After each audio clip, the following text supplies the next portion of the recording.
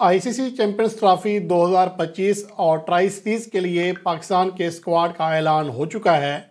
लेकिन अब सवाल ये पैदा होता है कि 11 बेहतरीन खिलाड़ियों का कम्बिनेशन क्या बनेगा। इसके हवाले से दो आरा हैं, एक वो जो सिलेक्टर्स सोच रहे हैं वो मैं आपके साथ शेयर करूंगा, और दूसरा ये कि मैं अपनी राय के मुताबिक क्या समझता हूँ कि क्या प्लेइंग 11 पाकिस्तान की होनी चाहिए। पहली बात तो ये है कि पाकिस्तान के स्क्वाड में जो मैंने बताया कि कम से कम एक बैड सिलेक्शन हुई है, जो कि मोहम्मद हसनैन की शक्ल में हुई है, और सुफियान मुकीम को बहरहाल ड्रॉप करना नहीं बनता था। उसकी वजूहत हैं, एक तो ये कि सुफियान मुकीम ने इस अरसे में यानी कि 2024 में डेब्यू करने के बाद हर जगह मुतासर किया, चाहे दौरा ऑस्ट्रेलिया हो, चाहे दौरा जिम्बाब्वे हो, और चाहे दौरा साउथ अफ्रीका हो। साउथ अफ्रीका में एक T20 मैच में उन्हें ज़रा मार ज़रूर पड़ी थी, लेकिन ओवरऑल उनकी कारकर्दगी बेहतर रही है, और सिर्फ एक मैच की ख़राब कारकर्दगी की बुनियाद पर नहीं कहा जा सकता कि एक खिलाड़ी को ड्रॉप कर देना चाहिए। और वैसे भी जो कंडीशंस हैं पाकिस्तान की या दुबई की, इसमें हर हाल में ज़्यादा स्पिनर की ज़रूरत थी।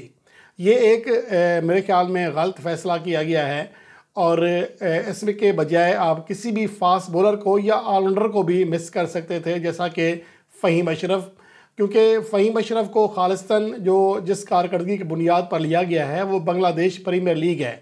कहने को ये कहा जा रहा है कि चैम्पियंस T20 कप में या चैम्पियंस वनडे कप में उनकी कारकर्दगी बेहतर रही, लेकिन असल चीज़ ये है कि कल तक आमिर जमाल का नाम लिया जा रहा था, उन्हें बांग्लादेश प्रीमियर लीग से वापस बुलाया गया, लेकिन बाद में फ़हीम अशरफ को खिलाने का अचानक से फ़ैसला हुआ। ये कोई तय नहीं था, वरना फ़हीम अशरफ को आमिर जमाल से पहले वापस बुला लिया जाता।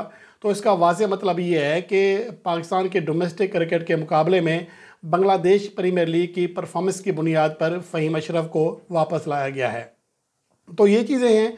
यहाँ पर मैं ज़रा थोड़ा बताना चाहूँगा कि मोहम्मद हसनैन, जो कि अब तक उनकी 2024 में 5 वनडे मैचेस खेले और 5 ही विकेटें हासिल की, उनकी जो एवरेज थी 37.20 थी, जो कि पूरे साल में किसी भी पाकिस्तानी बॉलर की सबसे बदतरीन एवरेज थी।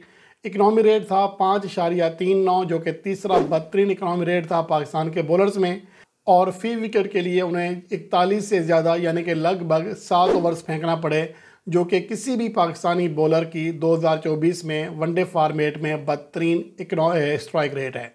ये उनकी कारकर्दगी रही है। और वैसे देखा जाए तो 2020 में सिर्फ एक बार वो अपने पूरे कैरियर में किसी मैच में 2 से ज़्यादा विकेट हासिल करने में कामयाब रहे, जब रावलपिंडी के मकाम पर वो जिम्बाब्वे के ख़िलाफ़ 5 विकेट हासिल करने में कामयाब रहे थे। और उसके अलावा देखा जाए तो आखिरी जो 8 वनडे मैचेस खेले हैं 2020 से के उस मैच के बाद, जिसमें उसने 5 विकेटें हासिल की थी, उसके बाद 8 मैचों में 7 विकेटें हासिल की हैं, और किसी भी वनडे मैच में 1 से ज़्यादा विकेट हासिल नहीं कर सके। तो ये मोहम्मद हसनैन की कारकर्दगी है।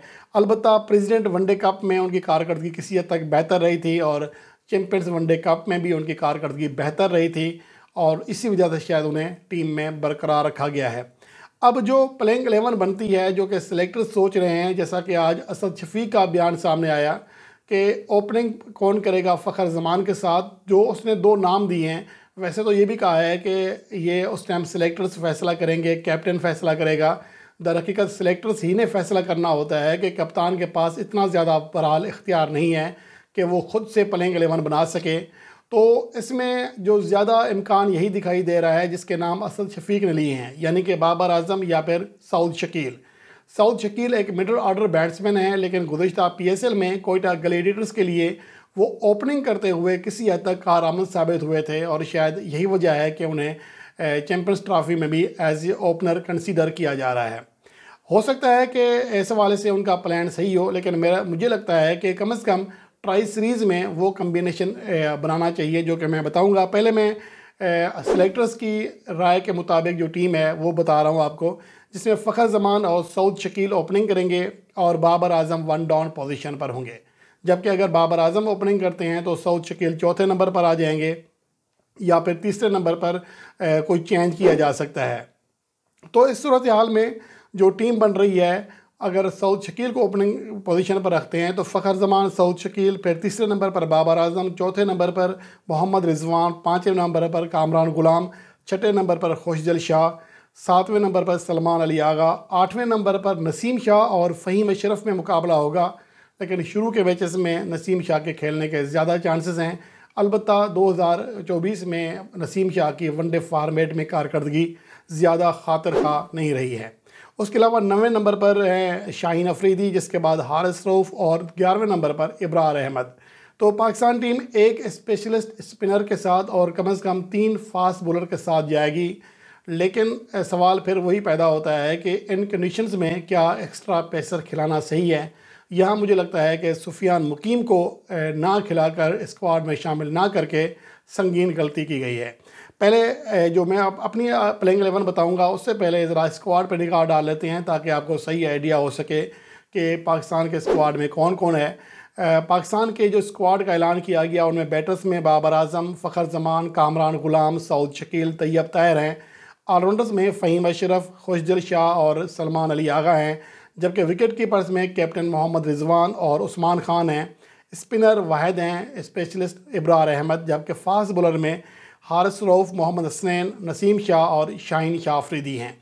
तो इसके मुताबिक अब जो मैं समझता हूँ कि कम से कम ट्राई सीरीज़ में जो प्लेइंग 11 ट्राई करनी चाहिए उसमें उस्मान खान को एज ए ओपनर खिलाया जाना चाहिए, क्योंकि मुझे लगता है कि शायद वो एक तरह से ट्रम्प कार्ड साबित हो सकते हैं, क्योंकि उनका हालिया ट्रैक रिकॉर्ड वनडे फॉर्मेट में यानी कि लिस्ट ए मैचेस में बहुत ही शानदार रहा है और गुज़श्ता वीडियो में इसकी मैं तफसील आपके साथ शेयर कर चुका हूँ। फ़खर जमान और उस्मान खान जो कि राइट एंड लेफ़्ट कम्बिनेशन भी बन जाएगा, क्योंकि अगर सऊद शकील बैटिंग करते हैं एज ए ओपनर तो लेफ़्ट एंड राइट कम्बिनेशन नहीं बनेगा। उस्मान खान को यहाँ होना चाहिए। वन डाउन पोजीशन पर बाबर आजम, फिर चौथे नंबर पर मोहम्मद रिजवान, पाँचवें नंबर पर कामरान गुलाम और सऊद शकील में मुकाबला होगा। यहाँ पर कामरान गुलाम ज़्यादा स्ट्रॉन्ग दिखाई देते हैं, क्योंकि उनकी जो परफॉर्मेंस रही है 2024 में वो ज़्यादा बेहतर रही है, ख़ास तौर पर हिटिंग करने के लिहाज से, स्ट्राइक रेट के लिहाज से।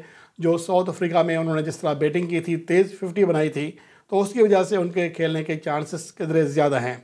जबकि छठे नंबर पर खुशदिल शाह हैं, फिर सातवें नंबर पर सलमान अली आगा और आठवें नंबर पर नसीम शाह या फ़हीम अशरफ में से एक, शाहीन अफरीदी, हारिस रऊफ़ और इब्रार अहमद आखिरी 3 नंबर पर हैं। यानी कि उस्मान खान वाहिद चेंज हो सकता है मेरे ख्याल में, जो सिलेक्टर्स सोच रहे हैं, जो सिलेक्टर्स के मुताबिक एक कम्बिनेशन बना हुआ है, तो ये पाकिस्तान की प्लेइंग 11 बनती है।